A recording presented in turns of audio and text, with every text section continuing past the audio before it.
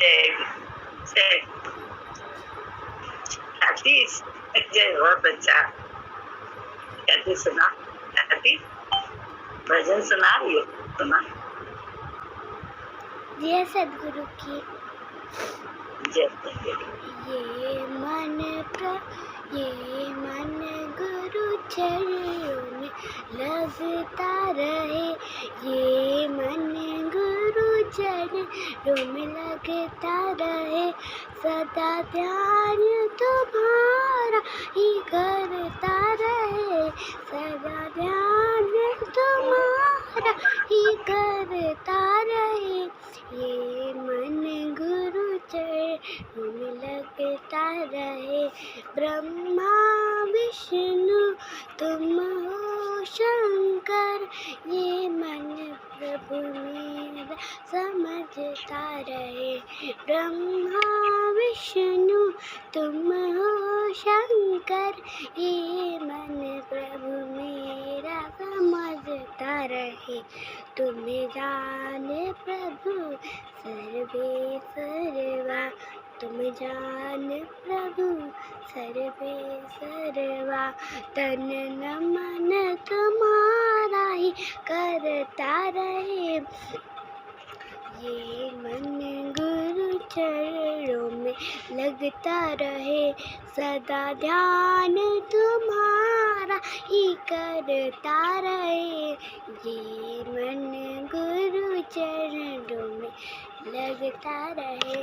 तुम ही जीवन आधार मेरे, तुम ही जीवन आधार मेरे, तुम ही प्रभु करतार मेरे, तुम ही जीवन आधार मेरे, तुम ही प्रभु हो करतार मेरे, तुम पर केवल विश्वास यही, तुम पर केवल विश्वास यही, ये मन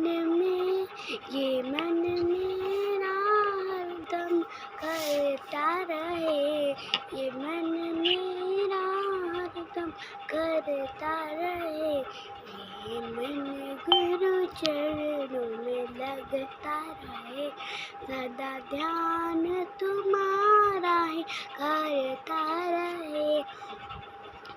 तुम ही माझी ओ नैया के मेरी पार लगा दोगे नैया, तुम ही माझी ओ नैया के तुम पार लगा दोगे नैया, तुमको सच्चा जीवन साथी, ये मन प्रभु मेरा समझता रहे, तुमको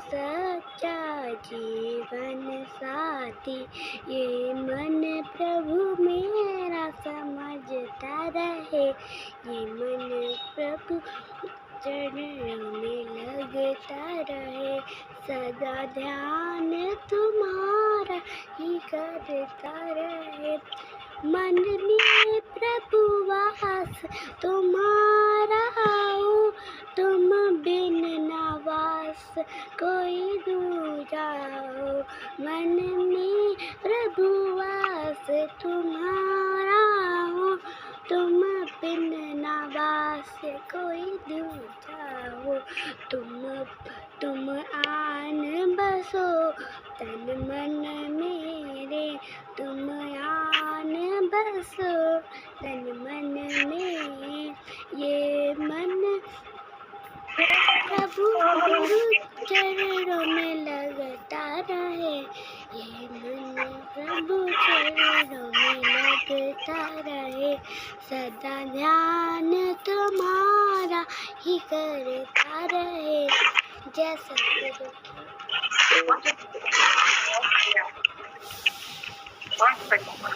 रवि है, रवि। जय गुरु के मसीह, जय गुरु के मसीह। हम लोग सुने, तुम्हें बहुत सारी महिमा सुनानी है, रवि के उसमें सुना। हाँ जय गुरु की हम मासी, महिमा सुनाते हैं बस। जय गुरु। हाँ पढ़ो, सुनाओ महिमा। महिमा के पहले मासी मन बताते हैं आपको। जय सतगुरु की, जय सतगुरु। आज मासी आप जैसे सुबह बता रही थी, पूजा दीदी के बारे में बता रही थी, तो बहुत कुछ सीखने को मिलता है। मतलब जो सीनियर हैं, जो मतलब अच्छा जिन्होंने ज्ञान ग्रहण किया है, तो बहुत कुछ सीखने को मिलता है। तो मासी एक हमने एक ऑब्ज़र्व किया एक बात कि पूजा दीदी जब भी आती हैं तो जहाँ पर गद्दी लगी होती है उसके ठीक आगे आकर बैठती हैं। मतलब मैंने स्थूलता में जब भी नज़र पड़ी, चाहे वो शक्ति नगर में हो, चाहे समाधि पर हुआ हो, बड़े बड़े सत्संगों में आती हैं तो देखते हैं कि बिल्कुल जहाँ गद्दी होती ठीक बिल्कुल आगे बैठते हैं। तो गुरुजी भी यही करते थे, जब हमको ले जाते थे तो प्रयास यही हमारा रहता था कि बाय डिफ़ॉल्ट होता था जहाँ गुरुजी बैठते तो वहीं पर बैठते थे। घर में सत्संग होता था तो चूँकि जल्दी पहुँच जाते थे, इसीलिए गुरुजी के जस्ट चरणों के बाद ही बैठते थे। और इससे फ़ायदा ये होता था, किताब तो इतनी नहीं पढ़ी थी, लेकिन इससे फ़ायदा ये होता था कि कौन बाद में आया, कौन पीछे आकर कहाँ बैठ गया, कुछ पता नहीं चलता था। क्योंकि इसी से मासी वृत्ति जाती है तो हम कर्म बनाते हैं। और ये किताब में, पुस्तक में से लिखा भी हुआ है कि मतलब इधर उधर मत देखो, किसी की तरफ भी मत देखो, केवल अपने गुरु पर ध्यान रखो। तो वो बाय डिफ़ॉल्ट होता था मासी। और ये जैसे इतने दिन हो गया तो इसलिए ध्यान नहीं गया। लेकिन एक बार ऐसा ऑब्ज़र्व हुआ मासी, अभी कल परसों की आपको बात बताता हूँ कि हुआ ये, हम गए थे बहन जी आंटी के यहाँ गए थे, अभी शनिवार की बात है। तो ये अभ्यास बड़ा अच्छा चलता था। मतलब आंखें बंद रहती थी, सत्संग में ज्ञान सुन रहे हैं या कभी ध्यान भी नहीं जाता था कौन क्या कर रहा है। इसी बार मासी हुआ, इतने समय बाद हुआ ऐसा कि जहाँ मैं बैठा था उसके ठीक सामने वो दरवाज़ा था जहाँ से लोग आ रहे थे। और बहन जी आंटी के यहाँ एक लिफ्ट है जहाँ पर सेकंड फ्लोर पर उनका कमरा है, तो सेकंड फ्लोर तक आना पड़ता है। तो आंखें बंदी थी, काफ़ी देर सत्संग चल रहा है। आधे घंटे के बाद मासी ऐसा हुआ, एकदम से आँख खुली तो देखा गया कि लिफ्ट से 2 आदमी आ रहे हैं। ऐसा समझ ली 2 सत्संगी थे, पुरुष और स्त्री थे। अब वो निकले तो मन में ज्ञान की दृष्टि से ऐसे आया कि अगर हम होते तो हम कैसे आते। हम होते तो कि किसी जो लेडीज़ थी उनको कहते थे आप जाइए, मैं सीढ़ी से आ जाता हूँ, क्योंकि सेकंड फ्लोर इतना ऊंचा नहीं है, मैं पैदल आ जाता। अब देखिए ये कर्म तो नहीं वैसे बनाया, लेकिन मन में जैसे आया कि ये थोड़ा गलत हुआ, जैसे थोड़ा सा यहाँ पर ये शिष्टाचार करना चाहिए कि आप चले जाइए, मैं वैसे आ जाता हूँ। ये ज्ञान से मतलब हम ऐसे समझते हैं, बुद्धि लगाने लगते हैं कि ऐसा होना चाहिए। ठीक है, हम चुप रह गए। और ठीक मासी जैसे वो आए तो गुरु कितना बढ़िया है मासी, ये लगता है कि गुरु तुरंत उपचार करता है। आज देखिए साकार में गुरु नहीं है, ये तो साकार को मन खोलते, मन बताते, तब वो उसका उपचार करता। और देखिए 3 दिन से आपने मासी बोलने का मौका भी नहीं दिया। हम ये कह रहे हैं, मतलब कहने में साकार में आप यहाँ बैठे हैं, आप से पूछ सकते हैं, लेकिन हमको मौका नहीं मिल रहा है मासी मन खोलने का। लेकिन साकार कितना, निराकार में कितना प्रकट है मासी, ये मासी उस समय दिखा कि जस्ट जैसे वो आए वैसे वो जो लेडीज़ वाली सत्संगी थी, उन्होंने अपनी एक व्यथा बताई, जैसे कि प्रश्न किया बहन जी आंटी से। तो उन्होंने तुरंत बोला कि तुम आज कैसे आई हो? तो उन्होंने कहा मैं अपने भाई के साथ आई हूँ। मासी देखिए बिल्कुल, मतलब जैसे नहीं, तुरंत, क्योंकि बहुत सत्संगी आते हैं, बैठ जाते हैं, एक साइड में बैठ जाते हैं, ज्ञान चलने लगता है और पूरे ज्ञान में चर्चा भी नहीं होती। लेकिन ऐसा क्या हुआ कि उन्होंने आकर एक प्रश्न पूछा, तो बोला कि क्या कर रही हो आजकल, किसके साथ आई हो? तो कह मैं अपने भाई के साथ आई। तो गुरु तो मतलब ये है कि तुरंत उपचार करता है, कहता है कि देखो अपना थोड़ा साफ करो कि तुम अभी क्या तुम्हारी स्थिति है। और बात मासी, मेन मासी बात ये है कि हमने वचन नहीं माना, हम अभी इतने शुद्ध नहीं हो गए कि आकर हमें बिल्कुल संसार दिखे ना। आंखों में अभी भी कचरा जाएगा, आंखों के थ्रू ही जाता है, इंद्रियों के थ्रू जाता है, गुरु जी बताते हैं। इसीलिए सत्संग में जब आप आओ तो नज़र गुरु पर रखो। ये मैंने मासी जब सुबह बता रही थी पूजा दीदी के बारे में बोला था, तो हमने यही देखा कि वो संत के लिए जैसे कहते हैं एक सीट रिजर्व आपके लिए रहती है, तो उनकी सीट आगे की रिजर्व रहती है, चाहे जितनी भीड़ हो वो आगे आकर ही बैठती है। क्योंकि इससे मतलब वृत्ति आपकी बचती है। और आप अभ्यास करोगे तो एक बार आप भीड़ में भी आप किसी को देख ही नहीं पाओगे, भीड़ में भी आपको गुरु दिखाई देगा। ये मासी बड़ा अनुभव हुआ था अभी परसों नरसों की बात। बिल्कुल सही बात, बहुत अच्छा। ऐसे ही तो बस अपना मन अपनी वृत्ति देखता रहता है, चित्त वृत्ति परखता रहता है, देखो मन कैसा एक झटके में कर्म बना लेता है। कर्म नहीं बनाना,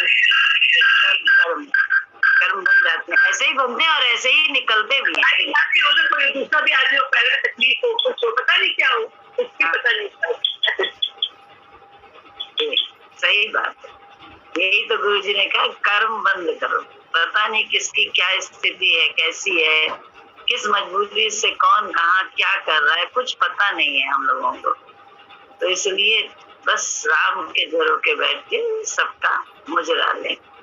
ईश्वरी है, कर्म न बने। और पढ़ो। जय सद्गुरु मासी। जय।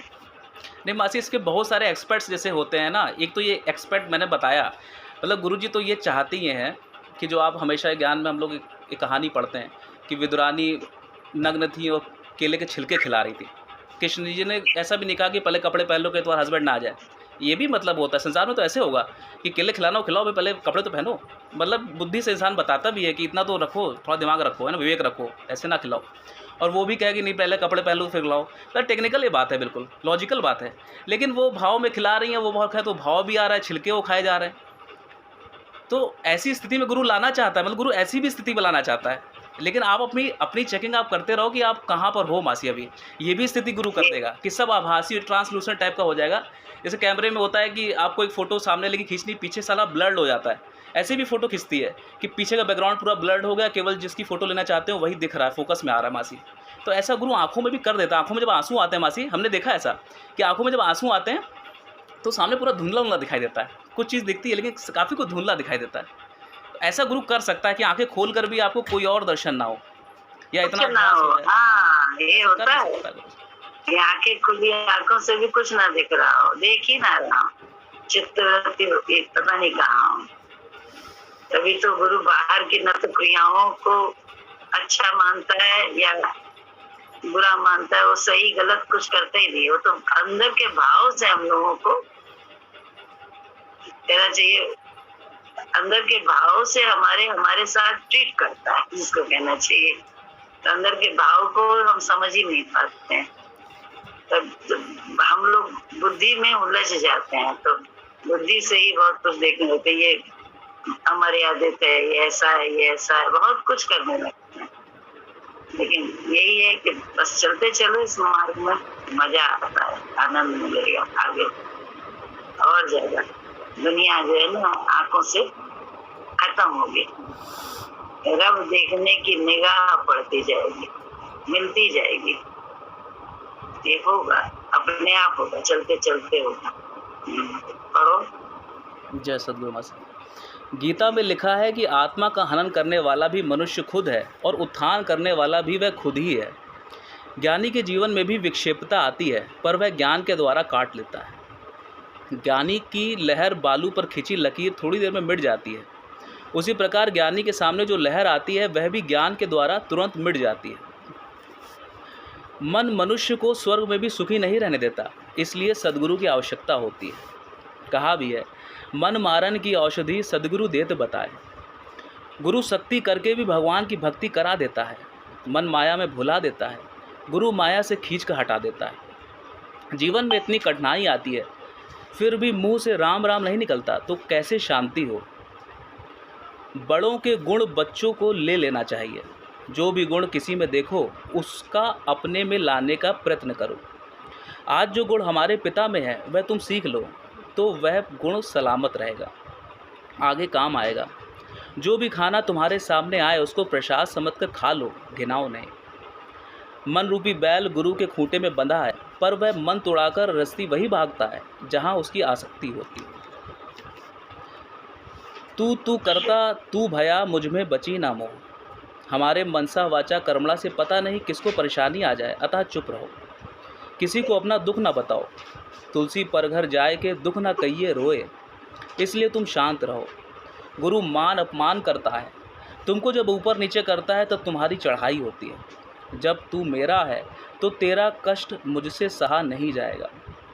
जिन विचारों से तुझको कष्ट होगा वह गुरु अवश्य दूर करेगा। भगवान ने माया फैला दी है और शांत है। गुरु अपने शिष्य को उस माया से मार ताड़ कर भी बचा लेता है। जय सद्गुरु। सही। आप जैसी मनोवृत्ति करेंगे वैसा ही आप हो जाएंगे। हम ब्रह्म की भावना रखते हैं तो हम ब्रह्म हो गए। नीच बस्ती वाले भूत चुड़ैल की मनोवृत्ति करते हैं तो वह उन पर भूत चुड़ैल आ जाते हैं। जगत में पग पग पर ठोकरें हैं, अतः एक ठोकर लगते ही संभल जाओ। तुम पैर छूते हो, मांस छूते हो, अरे पैर मत छुओ, तुम हमारे वचन को छुओ। तुम आत्मा हो ये निश्चय करो। मेरे पैर छूने वाले को बड़ा कठिन व्रत करना पड़ता है। मन इंद्रियां इतनी शुद्ध पवित्र रखनी पड़ती है, तब पैर छूना ठीक है। एक एक बात में भलाई होती है। देखने में आता है कि यह बुरा हुआ, मन ऐसा दिखाता है, पर हर बात में राज होता है। मन पहले ही धीरज में ना रहकर हल्ला मचा देता है। देखने में नुकसान लगता है, लेकिन उसमें भी लाभ छिपा होता है।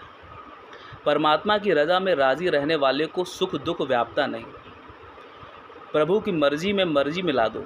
बोलो जैसे प्रभु आपकी मर्जी वैसे मेरी मर्जी। जो होता है वही अच्छा होता है। इस पर मासी की महिमा बताते हैं। अभी मासी ये जो जिस दिन गुरु जयंती थी, उसी दिन मासी भैबिन्ना भी था। हम लोग के यहाँ खत्म में भैबिन्ना होता है रक्षाबंधन के कुछ दिन बाद। तो भैबिन्ना पर मासी ये होता है कि दीदी को टीका लगाते हैं, और एक मेरी बुआ हैं और एक मेरी मासी है। मासी मेरे यहाँ सुबह आती है, तड़के आ जाती हैं, 8 बजे के पहले आ जाती हैं, क्योंकि वो कुछ खाती नहीं है। ऐसा होता था, घर में आती थी और हमने टीका उनको लगा देते, तो वो आगे प्रसाद कुछ खाती थी। और मेरी जो बुआ हैं वो तो दुबई गई हुई हैं अपनी बेटी के यहाँ, तो वो तो इस बार थी नहीं। मेरे बताने का मतलब ये है कि जैसे मासी हम कहते हैं ना कि संसार को पीछे करना पड़ता है तब हमको सत्संग मिलता है ना, सत्संग के लिए संसार को पीछे करो, ये सिखाया जाता है मासी। लेकिन गुरु कैसे करता है कि कहीं भी आपका कोई नुकसान नहीं होगा। जैसे इसमें लिखा भी हुआ है ना कि उसकी रज़ा में आप राजी रहिए, तो कोई दिक्कत नहीं होती, कहीं से हल्ला नहीं आता, और सब उन्हीं की तरफ से ही नाना होता है। ये मैं मासी देखना चाह रहा था, इस बार दिखा मुझे कुछ कि देखिए बुआ तो थी नहीं, तो वो उनकी तरफ से कैंसिल ही था कि उनके यहाँ जाना नहीं है। और 12 बजे का मासी डालीगंज में सत्संग था, और सुबह भी हम लोग का सत्संग चला यहाँ पर 8 से लेकर पौने 10 तक, और मासी मेरा सुबह आई नहीं। तो मन में एक विचार आता है ना कि मासी आई नहीं तो उनके यहाँ जाना है, क्योंकि वो नियम से मासी टीका लगता था एक तरीके से। लेकिन हमने किसी से चर्चा नहीं करी मासी। और ख्याति स्कूल गई थी, तो वो ये हुआ कि इन लोग को तैयार होने में, स्कूल लाने में ऐसा टाइम निकल गया बीच का कि हम बीच के पोर्शन में 10 से 12 के बीच में भी वो प्रोसेस नहीं कर पाए मासी, मतलब उनके यहाँ नहीं जा पाए, डायरेक्ट डालीगंज चले गए। तो मासी डालीगंज गए, जब वहाँ पर सत्संग खत्म हुआ 3:30 बजे, उसके बाद दीदी के पास जाना था। तो जब दीदी के यहाँ पहुँचे मासी 4 बजे, तो मैंने मोबाइल खोला, और मोबाइल में मासी स्टेटस देख रहे हैं कि वो मेरी जो मासी थी वो अपने मैके गई हुई हैं, मतलब मामा जो हैं, हमारे मामा जो हैं, उनसे टीका लगा रही है, और उनका स्टेटस में फ़ोटो है सुबह 11 बजे की। मतलब वो सुबह तड़के सीधे अपने वहाँ चली गई थी, अपनी माता जी के यहाँ, मतलब मेरी नानी के यहाँ चली गई समझ लो, और वहाँ पर अपने भाइयों से टीका लगा रही हैं, जो कि लगना चाहिए बेसिकली। वो तो अल्टरनेट होता है कि अपने भतीजे से लगवा लो। तो मतलब एक्चुअल में उन्होंने तड़के उठकर ही वो अपने उस गांव चली गई थी एक तरीके से। यहाँ वो नहीं दृष्टि में था मासी, बस चुप रहे, बस हम अपना जो अपना सत्संग है वही हम कर रहे थे, उसके थ्रू आगे बढ़ रहे थे। तो गुरु ने जैसे नहीं दिखाया कि वही नचा रहा है मासी सब कुछ, और मन में जो एक भावना आती है ना कि कहीं हमने छोड़ा क्या संसार, क्या हमने गलत किया मासी, तो संसार में वो मेरे लिए इंतज़ार ही नहीं कर रहा था मासी, वो तो अपने काम में लगा हुआ है। तो देखिए कैसे खाली हो गए, मतलब अच्छा लगा मासी कि कुछ भी क्रिया गलत नहीं हुई, जो क्रिया हुई सब गुरु ही करा रहा था, और बड़ी शांति से निपट रहा था। फिर लेकिन मन में मासी बात आई कि वो तो सुबह निकल गई थी, अब शाम को लौट रही होगी, अब शाम को हेडक्वार्टर आ जाएंगी, तो हमको वहाँ जाकर उनके टीका लगाना होगा। मतलब रात में 12 बजे तक का है ना भैबिन्ना, तो ये भी एक एक्सपेक्ट कर सकता है ना कि हम सुबह नहीं तो शाम को तो आएगा मेरा भतीजा। तो मासी मन में बात आ रही थी। अब शाम को आपको पता ही है कि जूम पर सत्संग चल रहा था, चलते चलते चलते सत्संग मासी 9 बज गया, है ना, 9 बजे करीब ख़त्म हुआ था। दीदी के आई थे हम, तो उस समय विचार भी मासी नहीं आया कि मतलब जाना है, लौटना है, उनके यहाँ होकर जाना है। और मासी हम रात में वहीं सो गए, क्योंकि पूरा दिन के थके हुए थे, तो देर भी हो रही थी, तो वहीं पर रात में सो गए। और सो गए मासी, इसके बाद अगले दिन घर पहुँच गए, और एक दिन पूरा निकल गया। फिर ख्याल आया, अरे रात में जा सकते थे मासी के यहाँ टीका लगाने। ये मासी ख्याल आया था मासी अगले दिन शाम को। तो मासी मेरे घर में कोई फ़ोन पर बात कर रहा था, उसके थ्रू मुझे पता चला कि वो वहाँ पर गई थी, अपने मैके गई थी, और वहाँ पर ही उनका पैर फिसल गया और उनका हाथ पैर फ्रैक्चर हो गया, और वो वहीं रुक गई। ये मासी पता चला, मतलब ये फ़ोन के थ्रू पता चला था। तो देखिए ये क्या था कि हम चुप थे, हमको गफलत में थे, ध्यान नहीं दे रहे थे। तो ये देखिए क्रिया वहाँ उधर वो हो रहा था, ऑलरेडी प्लान था। अगर हम बुद्धि चलाकर सोचते बुद्धि से कि नहीं जाना है, फोर्स देते संसार की तरफ, तो हमें क्या मिलता, ठंठन गोपाल एक तरीके से कि वहाँ भैया पहुँच गए गाड़ी लेकर, पता ताला बंद है ना मासी। यही तो होता ना कि घर में कोई मिलता ना, तो फिर मूर्ख बन जाते ना मासी। तो हमने ध्यान नहीं गया मासी, और बाद में किसी के मुख से संसार की तरफ से, प्रकृति की तरफ से आवाज़ आई कि नहीं जाने की ज़रूरत नहीं थी वहाँ पर, कि वो थी ही नहीं मासी। तो ऐसा स्पष्ट दिखता है ना मासी, तब लगता है कि सब गुरु ही चला रहा है, बस मतलब जैसे कि गफलत में चलते रहना है मासी। और संसार में कोई आपको निंदा नहीं करेगा मासी, कोई आपको छीटे नहीं कर सकता कि सब उसकी तरफ से हो जाएगा, ना उसकी तरफ से ना होगा। ये स्थिति मासी नहीं थी पहले। पहले बहुत गालियाँ थी, लेकिन हम ये अच्छा लगता है गुरुजी इस तरीके से करते हैं ना कि जब सरेंडर आप हैं तो सब चलाएगा ही वो। उसकी तरफ से एक्सक्यूज़ आएगी, उसकी तरफ से सॉरी कहा जाएगा कि नहीं भाई हम नहीं कर पाए, माफ़ी चाहते हैं कि हम पहुंच नहीं पाए या हम नहीं कर पाए, भाई मुझे माफ़ कर दीजिए। ऐसा होता है मासी। जय सद्गुरु। ये सही बात है। भगवान जो है ना, जब आप ईश्वर की तरफ लगे हो, अपने रास्ता सीधा चल रहे हो गुरु जी की तरफ, तो रास्ते में जो कुछ भी है उसकी व्यवस्था गुरु जी करते हैं। और संसार हमारा मुख्य लक्ष्य है, तो हम सीधा चल रहे हैं संसार तो बीच में गुरु जी, तो फर्क होता है उसमें। तो बहुत उठापटक है, सीधा भगवान है तो कोई अवरोध नहीं है, फिर अपने आप वो व्यवस्था करेगा, सुना देगा सबको। कुछ ना कुछ ऐसे दर्शन हो जाएगा, कुछ ना कुछ।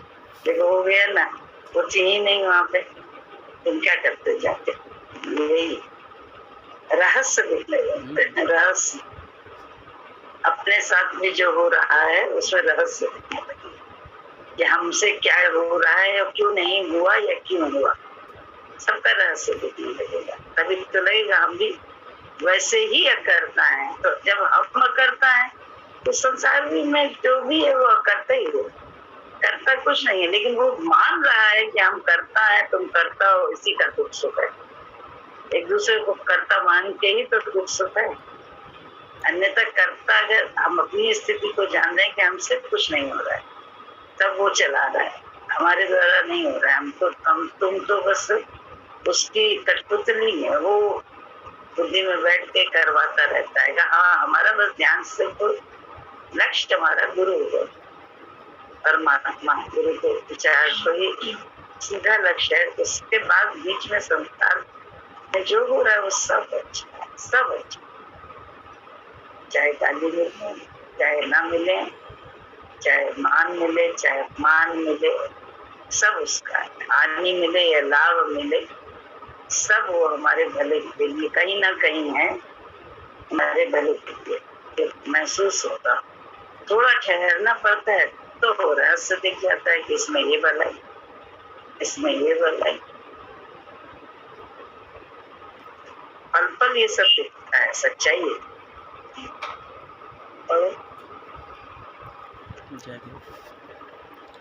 परमात्मा की रजा में राजी रहने वाले को सुख दुख व्यापता नहीं। प्रभु की मर्जी में अपनी मर्जी मिला दो। बोलो जैसे प्रभु की मर्जी वैसे मेरी मर्जी। जो होता है वही अच्छा होता है। एक राजा और मंत्री साथ साथ जा रहे थे। मंत्री बोलता था कि हर बात में भलाई होती है। एक दिन राजा की एक उंगली कट गई। राजा ने कहा कि इसमें क्या भलाई हुई? मंत्री बोला भलाई ही भलाई हुई है। राजा ने मंत्री को कुएं में लटका दिया। राजा आगे बढ़ा तो कहीं पर मनुष्य बलि चढ़ाई जा रही थी। लोगों ने राजा को बलि के लिए पकड़ लिया। राजा के सब अंग देखे जा रहे थे कि कहीं खंडित तो नहीं है। तो देखा राजा की उंगली कटी है। तब राजा को छोड़ दिया और बोले कि यह राजा बलि के लायक नहीं है।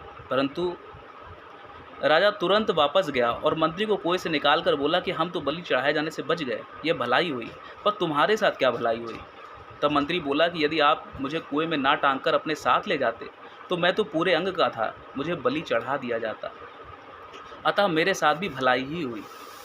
तब राजा को समझ में आया कि हर बात में भलाई होती है। तुम्हारी आदत पाँव छूने की पड़ी है, तुम पाँव मत छुओ। तुम तो धगाधग पाँव छूते हो लेकिन मुंह लटका रहता है। माता जी जैसा मुस्कुराता चेहरा रखो। देखो वह हमको देखते ही खुश हो गई। इतने बुढ़ापे में चेहरा कितना खिला हुआ है। भगवान इंसाफ है, एक का नहीं सबका है। भगवान घट घट वासी है, चींटी में भी है, हाथी में भी है।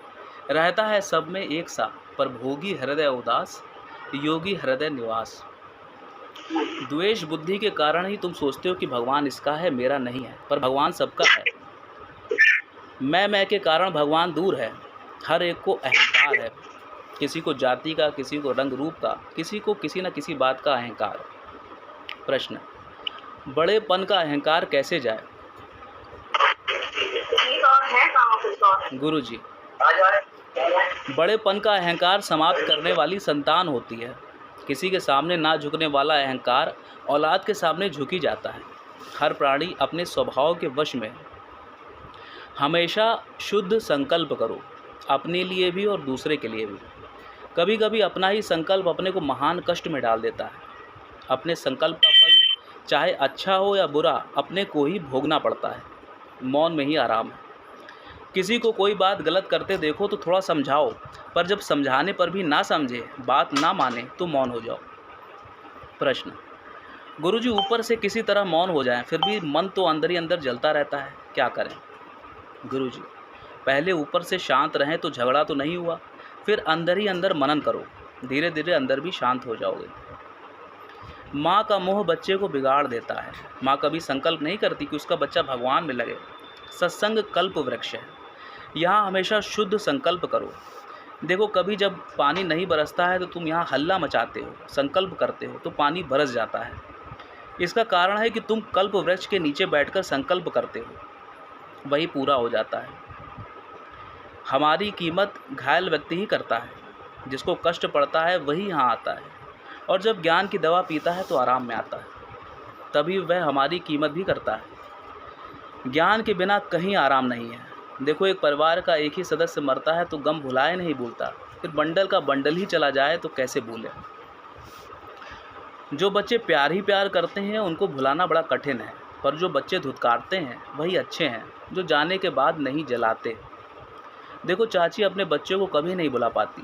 ये तो हम थे जो उसका गम भुला दिया ज्ञान से। जो मर जाते हैं वही अच्छे लगते हैं, क्योंकि वे आज सताने को नहीं हैं। तुमको इतना दृढ़ संकल्प करना चाहिए कि क्या भी हालत आ जाए हम हंसते रहेंगे।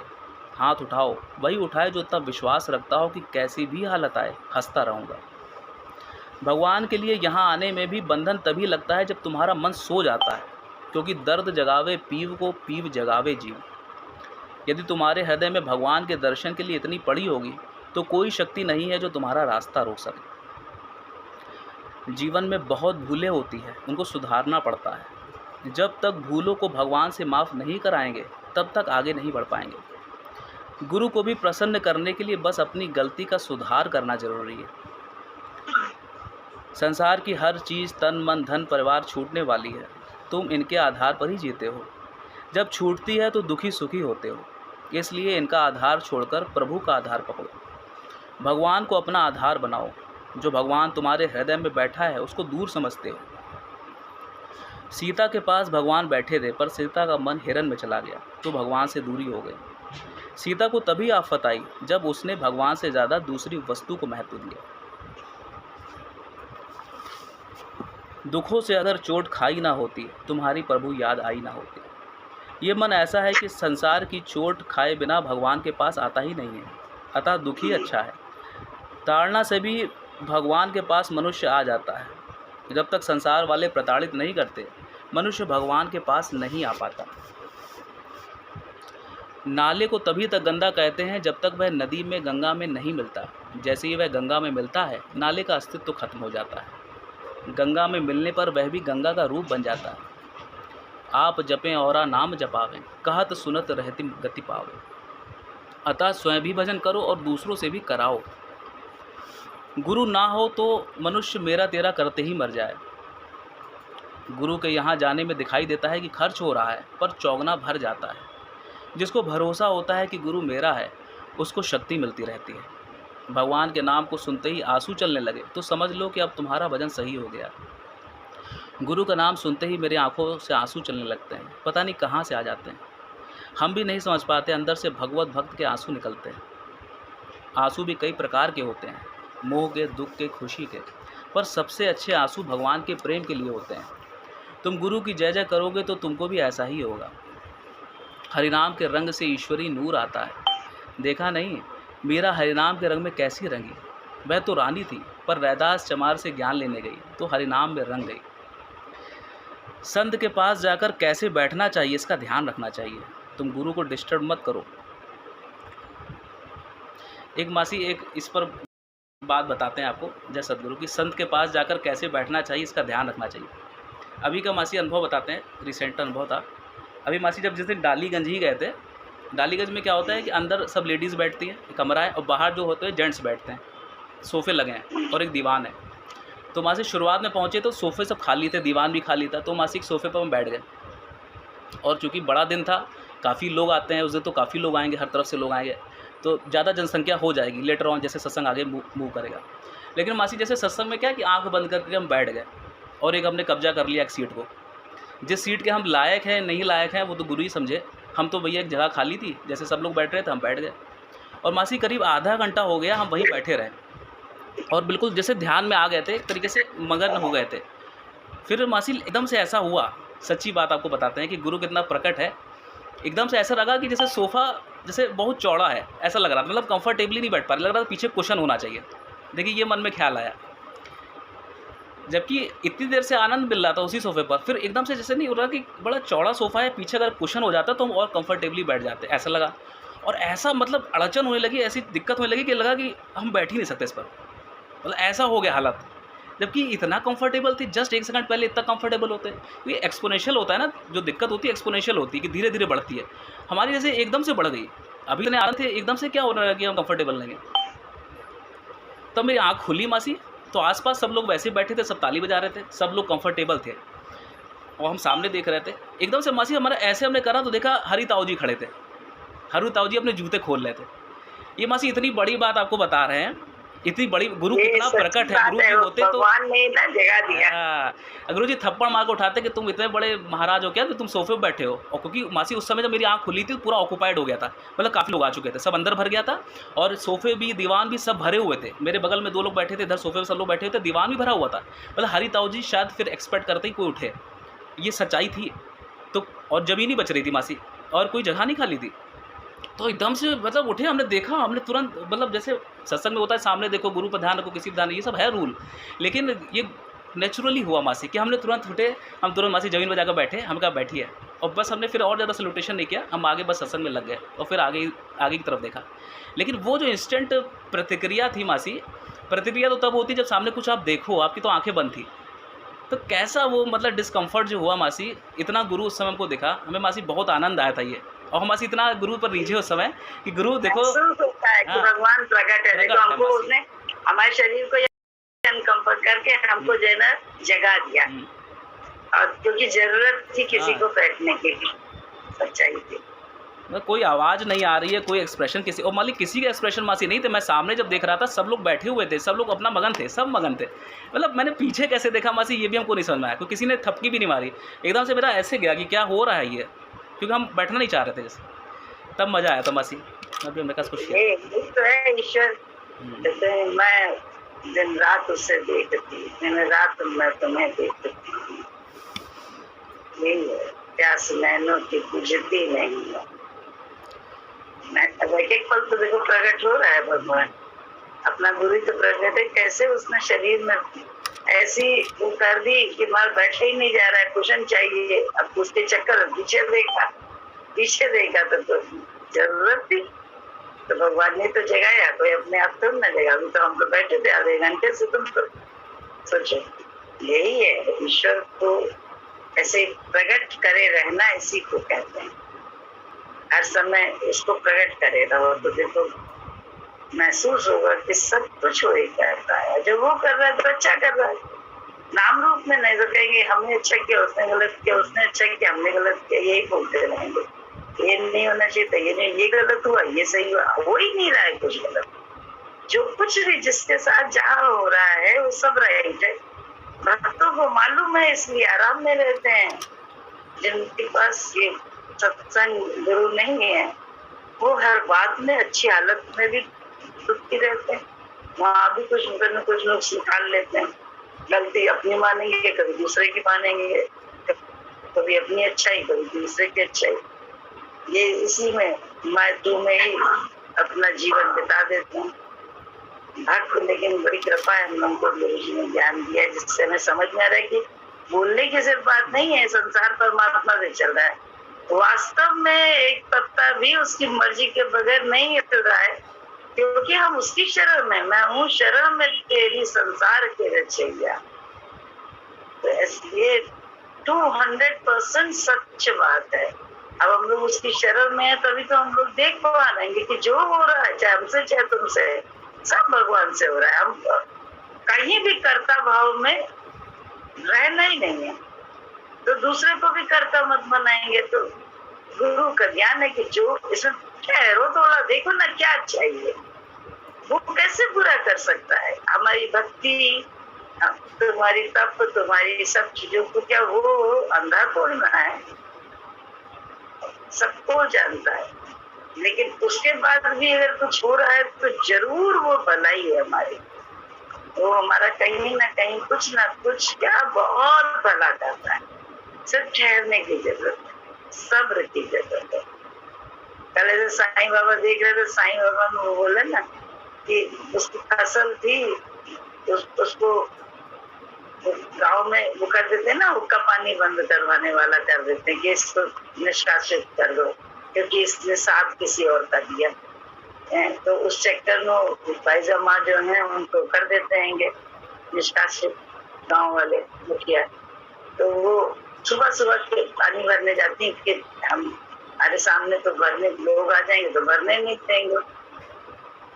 तो वहाँ मिलते हैं, साईं बाबा पूछते हैं अरे इतनी जल्दी कहाँ जा रही, बताती है पानी भरने जा रहे हैं।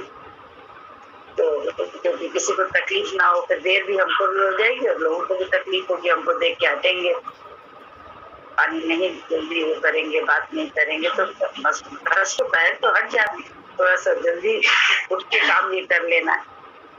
तो उसी में पूछते हैं कैसा चल रहा है, तो बोले क्या करें बड़ा तकलीफ है, फसल जो है ना काटने वाला कोई नहीं, पहले फसल जल रही थी तो वो भगवान ने बचा ली इस तरह से, लेकिन अब वो फसल ऐसे ही चली जा रही है क्योंकि उसको कोई काटने वाले मजदूरी नहीं मिल रहे हैं। इतनी फसल काटे कैसे, कोई तो बहुत अच्छी है लेकिन काटे कैसे, कोई है ही नहीं। तो वो बात करती है साईं बाबा, तो कहती है फिर भी हम अपने पति को समझा रहे थे सब्र करो। जब साईं है हमारे पास तो उन्होंने तो हमें शिक्षा दी है कि श्रद्धा भी रखो साथ में सबूरी, यही तो उनका मंत्र है। तो हमको अब सब्र ही रखना है। जब वो ऐसे प्यार से ऐसी बात कहती हैं साईं बाबा से, तो तुम्हारे विचार पे चल रही हूँ, सब्र है, सबूरी तो नहीं रुका है, सब्र करो। तो खुश हो जाते हैं साईं बाबा। और उसके बाद जो है ना एकदम से कुछ और व्यवस्था होती है जिसमें उनको मुखिया उनसे कहता है कि अब आपका हुक्का पानी बंद हो रहा है क्योंकि वो ठीक हो गया है, गलत इल्जाम नहीं है, गलत इल्जाम लगा था, लेकिन अब खत्म हुआ है तो आपको उसकी क्या करना है, पार्टी देनी, मतलब सारे गांव को अपने घर पे बुलाना है काटे ये सब खाने पीने के लिए। तो वो क्या करती कि सबको सोचती कैसे बुलाएंगे, इतना तकलीफ में है सब है, लेकिन साईं बाबा क्या करते हैं क्योंकि प्रसन्न हो जाते हैं उनके इस अच्छी सोच से और अच्छे बोल से, और कृपा दृष्टि होती है तो भगवान की कृपा से कोई बाहर वाले लोग मिल जाते हैं जो सारा उनका काट देते हैं अनाज हैं और मजदूर। और उसी समय जब ये सब बातें हो रही थी साईं बाबा पहुंच जाते हैं उसके पास, सारा अनाज उसमें गड़िया में रख के बैलगाड़ी में, बहुत 2-3 बैलगाड़ी में पहुंच जाता है सारा अनाज। इतने खुश हो जाते हैं। तो ये क्या था, तो देख रहे तो रहेगा, देखो सिर्फ जो है गुरु क्या चाहता है, जो हमने ज्ञान दिया है उस पे ये अमल करो। कठिन परिस्थिति है, मन दुखी हो रहा है, मन परेशान हो रहा है, परिस्थिति हमेशा ऐसी कठिन नहीं होती, कभी कोई हमारा मान होता है, कभी अपमान होता है, कभी हमारे को हानि होती है, कभी, लेकिन विपरीत परिस्थिति में ही तो हमको और तुमको सब्र की जरूरत है। सब्र करने से गुरु खुश हो जाता है। हम उसके ज्ञान को ही जैसे अमल में ला रहे हैं, अपनी इंद्रियों के द्वारा बोल भी हम क्या करें, तकलीफ तो लग रही है देख के, लेकिन तुम्हारा ज्ञान ही हमने उनको बता दिया। और खुद भी मैं सोच रही हूँ, अपने पति के लिए बोल रही थी कि वो तुम्हारा ही ज्ञान उनको भी दे दिया, और खुद भी मैं जो हूँ सबूरी जरूरी है ना, तो सबूरी में हूँ कि जब तुमने जलने से बचाया है, साईं है तो कुछ ना कुछ तो हो ही जाएगा, अच्छा कुछ ना कुछ तो हो ही जाएगी व्यवस्था। अब बस देखो भगवान खुश हुआ, गुरु खुश हुआ, ईश्वर की तरफ से सब हो गया। करने वाला कौन है? भगवान ही है। उसकी कृपा दृष्टि से वो अपने दरवाजे खोलता है, हमारे तुम्हारे लिए आसान करता है। उस कृपा दृष्टि ही पाने के लिए तो सब कुछ ऐसे सर झुका के चलते रहना है, हर समय याद रखना है भगवान, नाम रूप नहीं याद रखना है, भगवान याद रखना है। मगन रहना है अपने गुरु के विचार में। बाकी खेल जो हो रहा है होने दो। खेल में सत्य बुद्धि कर लेते हैं, इसीलिए आफत में पड़ जाते हैं। अन्यथा खेल है,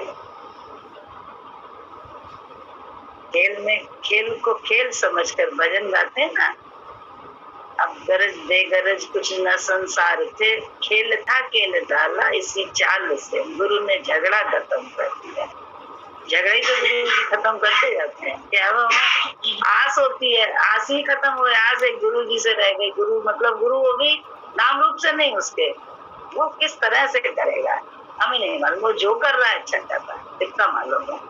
जय विधि राखे राम ताई विधि रही है, सीताराम सीताराम सीताराम।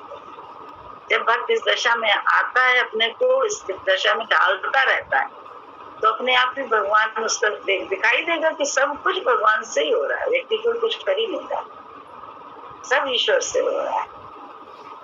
एक अकेला सब करे, मन में लहर उठाए।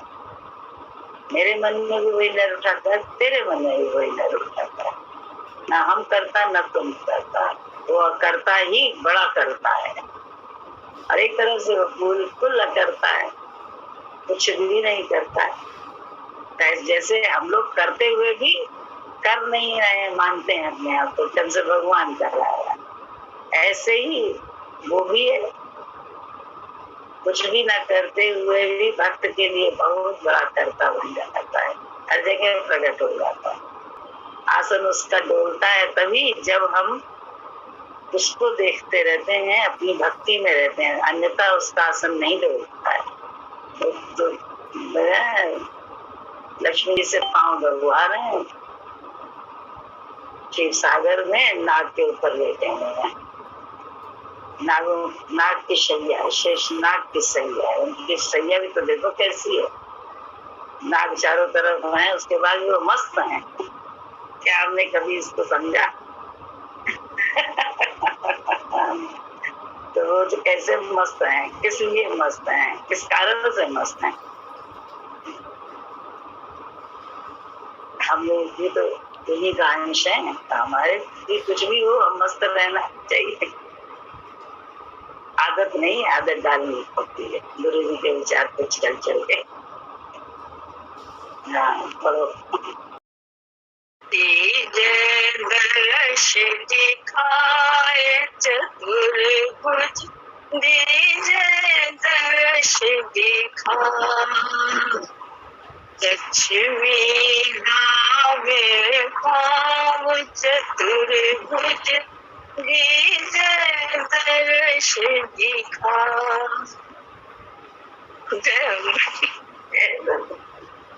ये भजन हमने सुनाया था पहली बार माता जी। समझ में आ गया, आपके गान में तो याद आ रहा है, आपको माता जी याद आ रही है।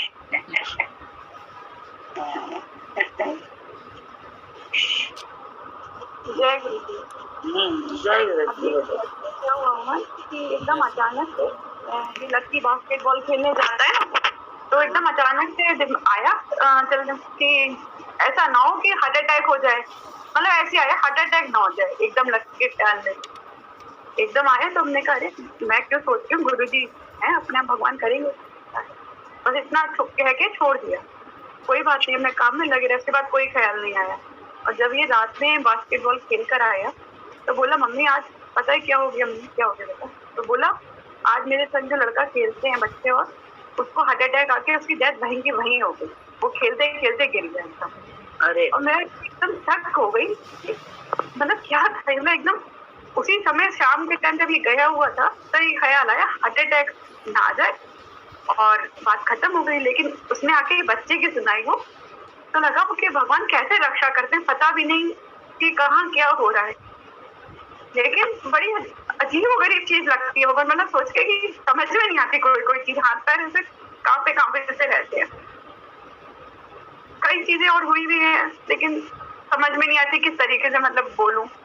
लेकिन ये पक्की बात है, भगवान बहुत आगे बढ़ के काम करता है, पता भी नहीं चलता उस चीज का। ये हम भक्ति में लगे रहें बेटे, सिर्फ हम भक्ति में लगे रहें, बाकी काम सब भगवान का है, हमारा तुम्हारा कुछ काम नहीं है।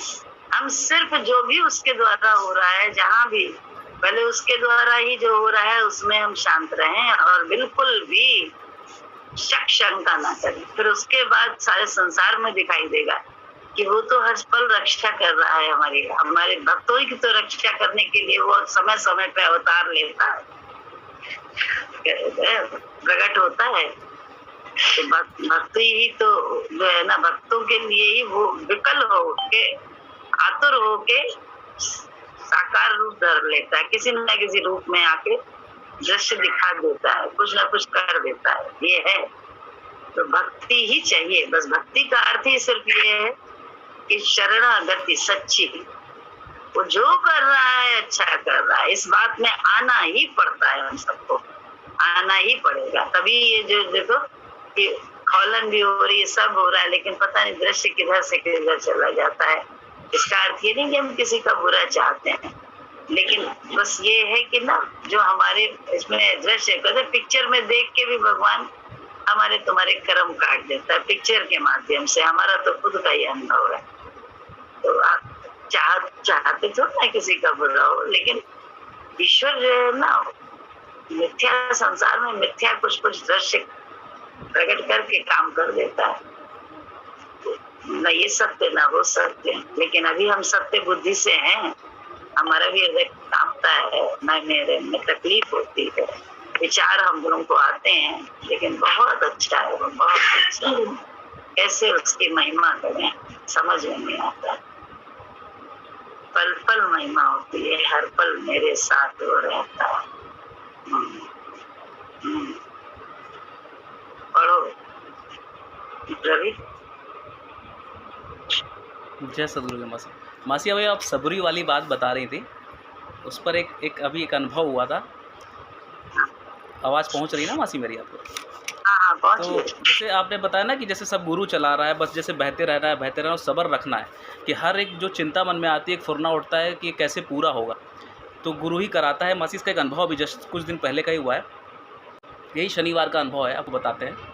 बहन जी आंटी में जाना था मासी, सत्संग होता है मासी वहाँ 10 बजे। तो मैं पिछले 2 बार से जा रहा था, मुझे टाइमिंग नहीं पता था, मुझे लगा 11 बजे से होता है। तो एक दिन मैं 11:20 पर पहुँचा, पहली दिन जब गया। अगली बार मैं पहुँचा तो 9:45 पर पहुँचा, 9:45 पर पहुँचा, तो मुझे लगा कि मैं सही टाइम पहुँच गया हूँ, 15 मिनट पहले पहुँच गया हूँ। फिर देखा वहाँ लोग आकर बैठे हुए हैं, तो अंततः पूछा कि भाई कितने बजे होता है? उन्होंने कहा 10 बजे होता है। तो मन में विचार एकदम से आया ना मासी कि 10 बजे होता है तो 10 बजे कैसे पहुँचेंगे? यहाँ तो 9:30 तक ये सत्संग खत्म होता है, फिर यहाँ से उठकर वहाँ पहुँचने में मासी ऐसा होगा कि 10 बजे तो नहीं पहुँच पाएंगे। और बहन जी आंटी ने मुझसे कहा था कि यहाँ तो बहुत समय से हो रहा है, तुम आया करो, आ जाना। अब उन्होंने कहा भी था तो एक और वो होता है ना मन में कि अब तो पहुँचना ही है। अब ये कैसे होगा मासी? एक जैसे कोई विकल्प नहीं लग रहा था कैसे होता है, क्योंकि मासी आपको मैं थोड़ा डिटेल बताता हूँ कि वो जो पतली सी गली है उनके यहाँ पहुँचने की, आपने देखा है ना जब आप बहन जी आंटी के जाते थे, एक पतली जगह है, वो काफ़ी कंजेस्टेड एरिया। अगर वहाँ पर माली बहुत सारी स्कूटी खड़ी हो गई तो आप गाड़ी नहीं खड़ी कर सकते। खासकर जिस दिन आप सत्संग है उस दिन या तो पहले से पहुँचे तभी आप गाड़ी वहाँ पर लगा पाओगे। गाड़ी से हम ज़रूरी नहीं कि जाएं, हम शायद स्कूटी से भी जा सकते हैं, लेकिन मासी ये है ना कि ख्याति को स्कूल छोड़ना होता है सुबह, और इसका स्कूल छूटता है 12:30 बजे। तो उसके लिए घर में स्कूटी रिज़र्व रखनी पड़ेगी मुझे गाड़ी से ही जाना है अगर उनके यहाँ सत्संग में जाना है। एक तो ये पॉइंट है। तो अगर हम ये सत्संग ख़त्म करके 9:30 पर जाएंगे तो मासी ज़रूरी नहीं कि हम 10 बजे पहुँचे, हमें तो 10 के पहले पहुँचना है ताकि हम गाड़ी को पार कर पाएँ प्रॉपर। तो वो तो हो ही नहीं पाएगा मासी, या तो ये सत्संग छोड़ना पड़ेगा, 9 बजे करीब निकलना पड़ेगा।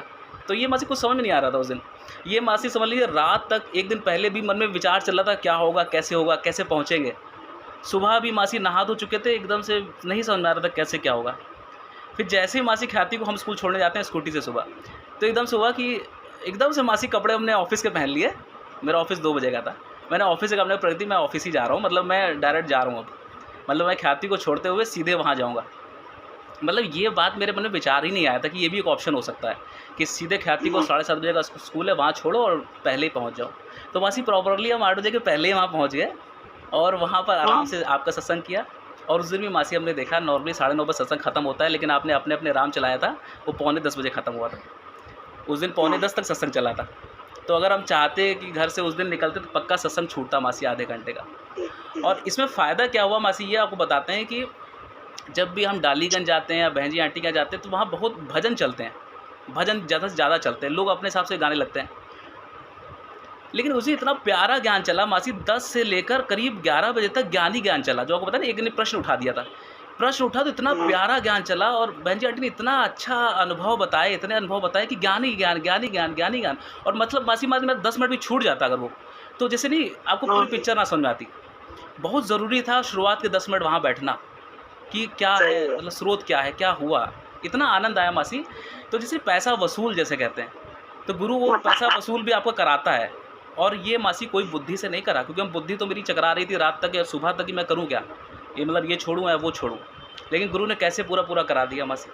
बहुत अच्छा अनुभव था। तो आप ये कह रही थी ना कि सब्र रखो सब्र, तो बताया गया उसे सब है खबर, काहे 2 दिन की पतझड़ से घबराया गया, खुद ब खुद पागल, जिस समय जो सी दरकार है, और जिस समय करना होगा उस समय वो फुरना उठाकर तुम्हारी क्रिया तुमसे करवा देगा। तो मैं स्कूटी से निकला, मैं गाड़ी से निकला और पूरे सारे काम निपट गए मासी। बहुत आनंद आया था मासी, और पूरा दिन इतना अच्छा बीता। वही गुरु दिखता है, आज भी गुरु दिखता है मासी। हाँ बताइए, आप कहिए जैसा। नहीं तुम बता रहे हो, बड़ा मजा आ रहा है, सुन के अच्छा लगता है। महिमा हर समय। और ऐसा मासी समय पहले जब गुरु जी थे ना, जब गुरु जी गोमती नगर में थे, तब ऐसा समय बीता था कि हम सुबह तड़के घर से निकलते थे और रात में आते थे। उस समय से अभी तक ऐसा नहीं हुआ था। लॉकडाउन में तो साथ में रहे थे, लेकिन बाद में क्या हुआ कि गुरु जी दिल्ली चले गए, ये सब है, तो ये सब चीज़ें हट गई थी, बहुत समय से हट गई थी। तो अब ऐसा लगा कि जो उस समय का शुरुआत का समय था, कि जब बिल्कुल तुरंत नहा धोकर नाश्ता करके निकलते थे, टिफ़िन लेकर सुबह तड़के निकल गए, फिर रात में आते थे घर, तो वो उस दिन का मासी अनुभव था। बिल्कुल वैसा लगा कि घर से सुबह ही निकल गए, फिर सीधे रात में आए, और किसी ने पूछा भी नहीं कि भाई कहाँ दिन भर कहाँ थे भैया आज। तो सत्संग हुआ आपका, फिर बहन जी आंटी का, फिर ऑफिस गए, फिर शाम का भी सत्संग हुआ, पूरे घर पहुँचे मासी। बड़ा आनंद आया था उस दिन। सब्र रखने से वैसे थोड़ा सा होता है।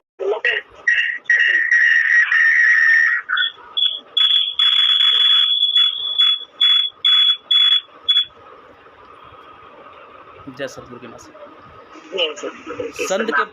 संत के पास जाकर कैसे बैठना चाहिए, इसका ध्यान रखना चाहिए। तुम गुरु को डिस्टर्ब मत करो, अपने संकल्प से भी डिस्टर्ब मत करो। भगवान भाव का भूखा है, भाव का भूखा हूँ, भाव ही एक सार है। गुरु अकर्ता है। एक मासी बात और बता देते हैं, मतलब मासी जो मन में बात उठती है, कैसे गुरु तैयार है करने के लिए, ये भी बात आपको बता देते हैं। क्योंकि टाइम 3 मिनट बचा रहा है, फिर पता नहीं स्लॉट मिले ना मिले, जल्दी से ख़त्म कर देते हैं उस दिन। अभी मासी ये है कि जिस दिन गुरु जयंती थी, ठीक है मासी, जिस दिन गुरु जयंती थी, अब गुरु जी का त्यौहार है, तो दिन भर भजन ही चलेंगे। जैसे नहीं, वही मैंने उस दिन वजह से गुरु पूर्णिमा होती है कि उस दिन मस्ती का दिन है भाई, आज एंजॉय करना है, सब बच्चे एंजॉय करो, आज कुछ पढ़ाई नहीं होगी। तो उस दिन मासी मेरे मन में भी था कि आज तो भजन ही भजन हो गए। हमें मासी भजन अच्छा लगता है, लेकिन हमारा मतलब क्या होता है ना कि जैसे रोड का एक कोटा है, थोड़ा सा ज्ञान मिल जाए, जैसे नहीं पता नहीं क्या है, वो नशा है क्या है, मेरा ऐसा रहता है, थोड़ा सा ज्ञान दे दीजिए और फिर बाकी भजन करते रहे, सब एंजॉय करें, हमें अच्छा लगेगा। तो देखिए मासी, मेरे मन में संकल्प था, मैंने सुबह आपको फ़ोन किया तो आपने कहा कि ठीक है करते हैं, ऐसा ऐसा हुआ, आगे क्या करूँ। लेकिन भजन ही भजन चल रहा था मासी, कोई भी स्कोप नहीं था कि उस दिन कुछ भी ज्ञान चर्चा हो, क्योंकि आप ही मासी लीड कर रही हैं और आप किसी को इंस्ट्रक्ट नहीं करती कि कोई ज्ञान की बात हो, आज पूरी मस्ती करो, सब लोग छुट्टी है सबकी। लेकिन मासी आप ये देखिएगा, उस दिन राजलक्ष्मी आंटी आई, ये आपने ध्यान दिया होगा, जो कभी नहीं आती थी, और उन्होंने आकर शायद 10 मिनट बोला होगा मासी, इतना प्यारा ज्ञान बोला है ना मासी। तो मासी अब सच बताएं, अब वो कहें कि किस संकल्प से वो वहाँ पर आई, वो उनका अपना महिमा है, लेकिन हमारे समझे कि मेरा संकल्प है कि हमें ज्ञान सुनना है, तो मासी किसी के मुख से हमको सुना दिया। उनकी फ़ोटो मैंने नहीं देखी, आपकी पिन थी, आप ही को देख रहा था, लेकिन आवाज़ आ रही थी, ज्ञान इतना प्यारा चल रहा था मासी। तो ये जैसे आपके मन में जो संकल्प आते हैं, उसकी पूर्ति कैसे गुरु करता है मासी, किस रूप में आकर वो आपकी बात को कर देगा। ठीक है, सब वैसा ही होगा, लेकिन तुम्हारे लिए चलो ये कर देते हैं। ऐसे मासी प्रकट दिखता है ना, छोटी छोटी बातों पे, सब बोलने वाली बातें नहीं है, लेकिन जब ये दिखता है ऐसा, तो इसी में बड़ा मन जैसे खिल उठता है एकदम से कि देखो ये भी हो गया। बोलने वाली यही बात है, बोलने वाली ही ये बात है, बोलने वाली नहीं, बोलने वाली ही ये बात है कि कैसे भगवान हमारे संकल्प की, हमारी चाहत की सृष्टि बना देता है। तभी तो भगवान करते हैं भक्त। तुम क्यों गुरु कर रहे हो? इसलिए ना कि देखो हमने अपना मन, अपनी इच्छा भगवान ने व्यवस्था कर दी, आपको इस मुंह से सुना, उस मुंह से सुना, ये तो मूर्खता की सोचे हैं कि अब इसी तो ईगो वाली सोचे हैं कि उसने नहीं सुनाया, उसने, अरे हमको जरूरत थी, उसने हमको दवा दे दी, जैसी जरूरत थी वैसी डोज उसने हमें दे दी, तो हम तो भगवान ही देखेंगे, हमें नाम रूप दिखाई कहाँ देगा, उस समय दर्शन ही नहीं होगा कि कौन नाम रूप ने आगे काम किया। मेरी चाहत थी, मेरे गुरु ने किया, मेरा गुरु इस रूप में, भैया प्रकट तो होगा ही ना कहीं नहीं, क्योंकि अभी उस देह में नहीं है, वो देह नहीं है, तो वो देह में नहीं होने के बाद वो निराकार भी है, साकार भी है, ये कैसे पता चलेगा? ऐसी बातों से तो पता चलेगा। और यही महिमा बोलने से ही सबका खुलता है, और सबको अपने अंदर की गति में मौन रह के अंदर ही अंदर अपने परमात्मा से अपनी चाहत का बोलते रहो और सब्र करे रहो, देखो कहाँ कैसे वो हमारा काम करता है। तो ये पता तो तभी चलेगा ना जब हम वही वाली फिर बात आ जाती है कि जब हम अपनी वाणी को मौन रखेंगे। अब तुम बस शामिल थे, कोई वो तोड़ना कि तुम कहते नहीं मेरा मन है ज्ञान सुनने का, तो मुझे ज्ञान सुनना है, नहीं कुछ भी नहीं, तो तुम्हारी चाहत अंदर की थी, लेकिन ईश्वर कैसे प्रकट हो गया दीदी के रूप में, कैसे उसने वो 10 मिनट के लिए काम कर दिया। तो ये है भक्त की भक्ति कि वो अपने भगवान को सब जगह देख लेता है। तभी तो बोला है कि असत नहीं है प्रभु में दुनिया और नहीं है ये दुखदाई। हम अगर अपने मन को देखते रहें तो हमें कभी भी सामने वाले से शिकायत होगी ही नहीं, कभी नहीं होगी, क्योंकि हम जान रहे हैं कि यार हम क्या कर रहे हैं। मन देखना भी जानते हैं भगवान, और क्या मेरी चाहत है उससे कैसे वो इधर प्रकट हो गया उधर प्रकट हो गया। ये देखते रहने में ही तो आनंद आता है। इसी को तो भक्ति कहते हैं, इसी को तो कहते हैं हर रोज मेरे लिए शादी है, हर रोज मुबारकबादी, हर मेरी रोज शादी होती है, मेरे प्रियतम से रोज मेरी शादी होती है, मेरे गुरु से रोज मुबारकबादी मिलती है, मतलब उसका कुछ न कुछ शुक्राना दिखने लगता है तो आराम आता है। या तो मन दिख गया तो भी संभलना है, और मन के बाद भी उसने उस चाहत को पूरा किया जो सच्ची थी, उसने उस इच्छा को पूरा किया, तो ये परमात्मा दोनों स्थितियों में परमात्मा। कहीं उसने संभाला, हमें सजग किया किसी रूप में, कहीं उसने जो है ना हमारे को हमारी चाहत के रूप चाहत को पूरा किया, खुद ही वो रूप बनकर। तो भगवान ही तो है सब जगह, तभी तो भक्त को हर जगह वो दिखाई देता है, क्योंकि वो नाम रूप से निकलने का, नाम रूप से कहाँ से हटेंगे बताओ, कैसे हट सकते हैं? सब याद है, लेकिन मन अब नाम रूप में मन देखने लग गए और गुरु उधर देखने लगे, तो बस आराम आने लगा। बोले अब भक्ति करने में बड़ा मजा आने लगा, अमल करने का आनंद मिलने लगा। भक्तों को तो मिलता है यार, वो महिमा गाते हैं, आग में भी महिमा गाते हैं, अन्यथा बोले ठंडक में भी आग अंदर लगी होती है। तो ये स्थिति भी होती है, और उस मन को हम जानते हैं अच्छी तरह से, इसलिए क्योंकि अपना मन जाने, तो इसलिए दूसरे की स्थिति को भी समझ में आते हैं और उसको उससे निकालने का, क्योंकि एक ही राह के राही हैं हम सब। तो इसीलिए तो सत्संग होता है कि सत्संग में जब भी हम लोगों का चिंता हो या कुछ हो, ऐसा दुख लगे, हम लोग अपना बोलते हैं, बोलते क्या, बोलने की भी जरूरत नहीं। गुरुजी कैसे समाधान करते रहते हैं, कैसे प्रकट होते रहते हैं हर जगह। इच्छाओं की सही जो जरूरत की है वो हमें हमारी डोज भी देते रहते हैं। सब कुछ तो कर रहे हैं भगवान, और क्या करें, सब कुछ कर रहे हैं, बस अपनी आंख हमको उनकी तरफ थोड़ा सा सन्मुख होना है। अभी हम मन के सम्मुख होते हैं, गुरु से विमुख होते हैं। मुंह गुरु की तरफ करना है, सन्मुख होना है गुरु के, तो पता चलेगा कि सब कुछ जो है ना हो रहा है मेरे भले के लिए, कुछ भी नुकसान के लिए नहीं हो रहा है, सब में भलाई है, और किसी एक की नहीं, सबकी भलाई है। तो एक का नुकसान करके एक का भला करता है, ऐसा वो नहीं है, सबका भला करता है। सबको पालता है। मेरा ही नहीं तू सभी का है दाता, तू ही सबको देता, तू ही है खिलाता, तेरा ही दिया हमने खाया पिया है, तेरा शुक्रिया है, तेरा शुक्रिया। जय सद्गुरु की। जय सद्गुरु। जय सद्गुरु। जय गुरु की। जय गुरु की।